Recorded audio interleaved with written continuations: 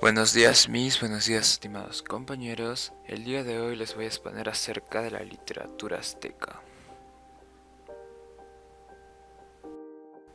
Los aztecas, también conocidos como mexicas, fueron un pueblo indígena de filiación nahua. Su cultura logró desarrollar una estructura jeroglífica o ideográfica, aunque nunca se ha podido comprobar si representaban los sonidos con letras. Al momento de la llegada de los conquistadores españoles, los aztecas se encontraban en una etapa fonética. ¿Qué quiere decir entrada fonética?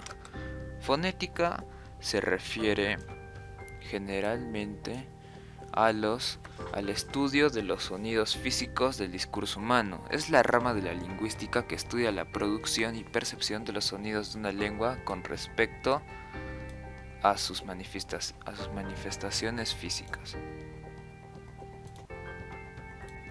Bueno, para continuar vamos a hablar acerca de la lengua y escritura. El idioma de los aztecas se conoce como el náhuatl. Es un lenguaje aglutinante. Las palabras y las frases se forman combinando prefijos, sufijos y raíces para formar una idea. Ahora pasaremos a hablar sobre su escritura. Su escritura era ideográfica o jeroglífica. Esto es la representación de los objetos en forma directa o por medio de símbolos. Bueno, para continuar hablaremos acerca de la literatura, que comprende todas las manifestaciones artísticas literarias de la cultura azteca. En esta literatura hay muy pocas muestras que quedaron, ya que son códices. Ahora, para los aztecas, la literatura, especialmente la poesía, era asociada con la nobleza. Existían dos tipos de colegios, el Calmecac, que servía para aprender el arte de la poesía, y los colegios Caicali para aprender el arte del canto. Ahora, los mayores centros literarios de la civilización azteca fueron Tenochtitlán, Texcoco y Cualtitlán. En general, la literatura azteca estaba diseñada para ser recitada, no leída. Solo algunas de sus obras fueron trasladadas al alfabeto occidental y conservadas por escrito. Al ser oral, no se tenían muchos registros de los principales autores de esta literatura. Solían ser los reyes quienes atribuían las mejores obras y entre ellos se considera a Nezahualcóyotl. Pasaremos a hablar sobre las características de la literatura azteca. La principal característica que ésta tiene es de que era anónima. Se consideraba un oficio, ya que expresaba sentimientos de toda la comunidad. Otra característica resaltante es que era agrarista, oral y tenía una gran riqueza expresiva, abundancia de recursos literarios. Su principal expresión de la literatura era la poesía, la modificación de los sonidos al fin de suavizar la expresión o mantener la rima. Y por último, su última característica es que le dan a la palabra un tono de respeto, elegancia o propiedad. Ahora pasaremos a hablar sobre los géneros de la literatura azteca. Como el primer género tenemos al género épico. Este género mezclaba lo que era la epopeya, el cantar de la gesta, el romance, el mito, la leyenda y el cuento. Relatan todas aquellas historias de los héroes de aquel tiempo y los elogian. Entre ellos se encuentra la peregrinación de los aztecas y la formación. Seguidamente pasaremos a hablar acerca del género dramático, ya que este incluye todas las significaciones o representaciones teatrales centradas en todos aquellos rituales y sacrificios que se rendían a los dioses, ya que eran muy cultos a estas celebraciones y sacrificios. Entre ellos se encuentran para Tezcatlipoca en honor a Texipe o Nexaxipetl. Ahora les pasaré a hablar acerca del género lírico. ¿Qué fue el género lírico para la cultura azteca? Generalmente abarcó todos aquellos relatos de Nezahualcóyotl, cuya mítica existencia se caracterizaba en que velaba por todas aquellas preocupaciones de la vida, los dioses o la unidad divina y primordialmente en la muerte. Entre ellos se encuentra a Nezahualcóyotl, Nezahualpilli y Cacamatzin. Ahora pasaremos a hablar acerca de la temática de la poesía azteca. La poesía azteca dividió su poesía según los temas a los que ésta hacía referencia, los cuales estos son dos. Los Teotatloli trataban sobre los orígenes del mundo y el universo divino, extravagante, azteca. Los Teucatlan eran himnos en honor a los dioses. Otro tipo son los Xopancuatl, eran cantos a la vida, a la alegría y a la belleza del mundo. Ahora tenemos a los cantos Xochicutl, que eran una exaltación de la amistad y la nobleza humana. Y tenemos también a los Yaucuitictl, eran cantos guerreros y heroicos. En cambio, por último, los Icnocuquitctl expresaban angustia, tristeza y reflexión sobre la muerte.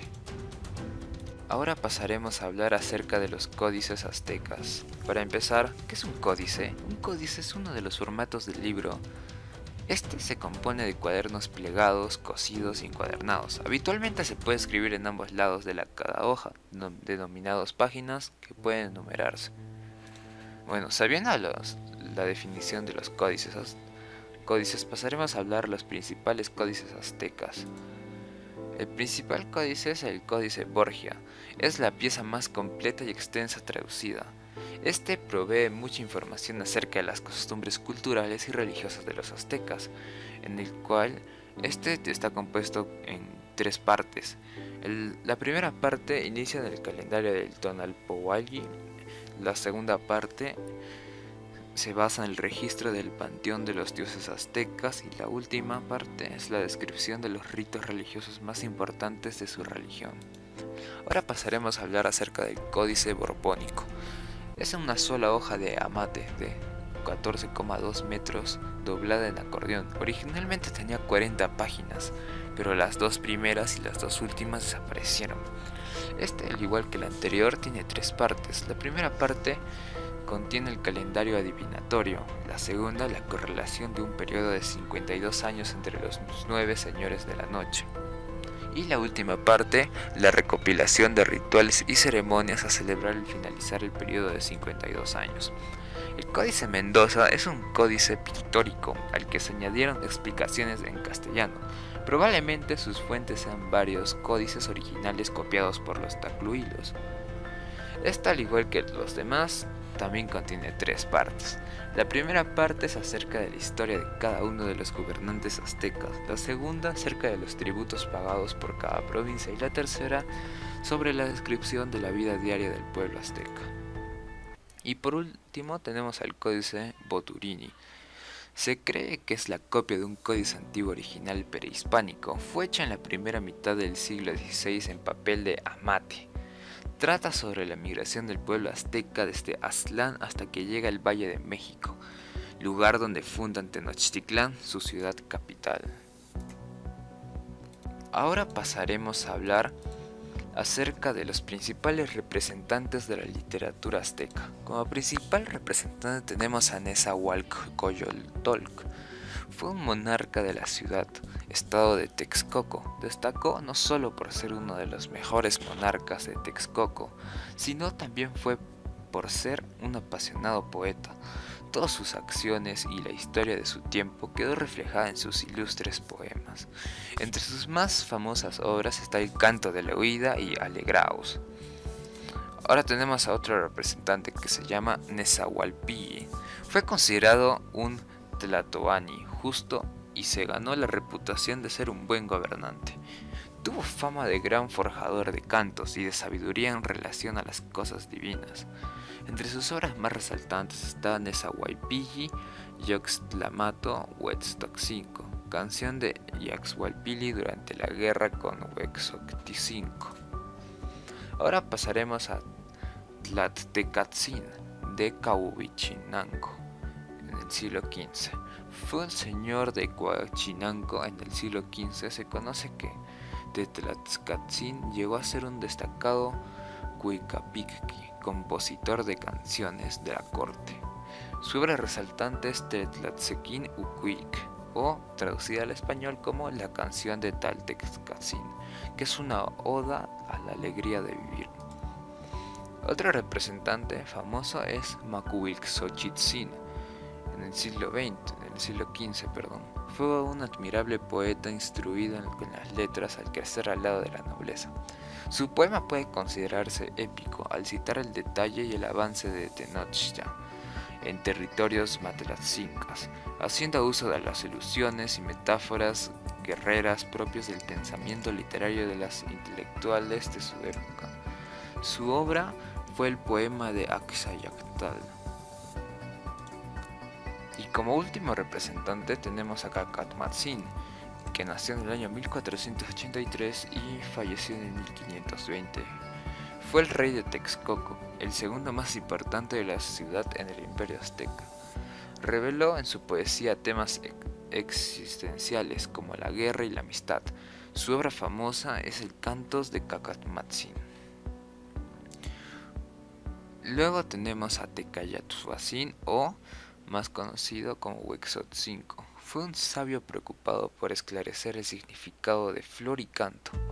En este responde que son las flores y los cantos lo único que puede ahuyentar la tristeza, es decir, no solo era creador, sino estudioso de la creación literaria y de su función en el pueblo azteca. Su obra fue Flor y Canto. Bueno, muchas gracias. Con este último subtema, terminamos la exposición.